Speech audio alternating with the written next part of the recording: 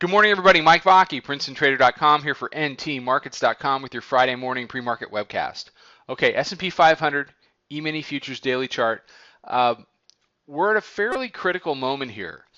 If you're a bull, this is a moment where you can pretty much put the final, the finishing touches, so to speak, on the bears in this last move down. If you're a bear, you're sitting here at the last chance saloon, knowing that if you go over 62, the next stop over time is pretty much going to be 89. We should do new highs. 62 is important because it was the prior lower high, the first real definitive lower high versus a higher high that we've had in over a year. You had the 1813 to 1815 lows. We made new highs up 79, pulled all the way back to 61.5. Did a V bottom off of that, 89s. Did a higher low versus here and here at 84.25. Then we did something that nobody expected. We did our 2-day ramp, but then we did 5 days down starting on January the 9th. What typically has happened during the course of the uptrend is make a higher low, and we just keep on going, kind of like this right here. That's not what happened. So the issue becomes, is making this lower high and then finishing it off by making a lower low versus 84.25. Was that a character change in the market, or is this just a one-off and we're going to go back up and keep doing what we're doing? With all of the headlines lately, they're trying to ensure that it is a one-off. What we are seeing is a 4-day rally back up and through middle band. It only took 2 days here, back up and through middle band. So you're going to get one of two scenarios. Scenario one is right here. Just keep on going and make new highs. That's scenario one.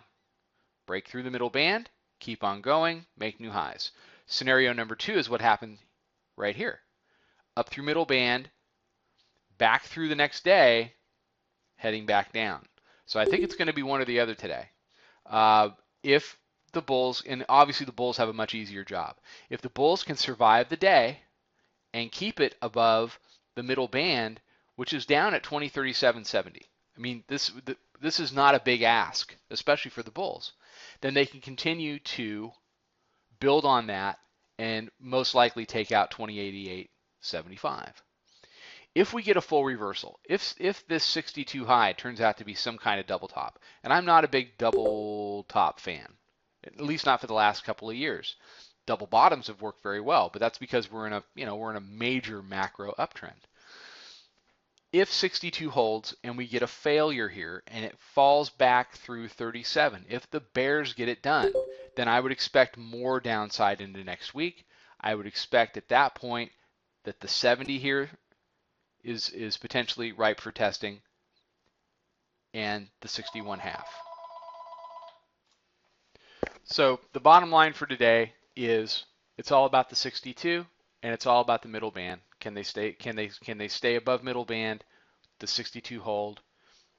You have the two scenarios and we'll see how it goes. All right, everybody have a great day. Have a great weekend. Follow us on Twitter at Princeton Trader. Check out the website, PrincetonTrader.com, and come check out the chat room. Live charts, audio. We would love to meet you, and if you trade this stuff all the time, we would love to try to add to your toolbox and help you with your trading. I'll be back Monday morning with another webcast. Trade them well, everybody.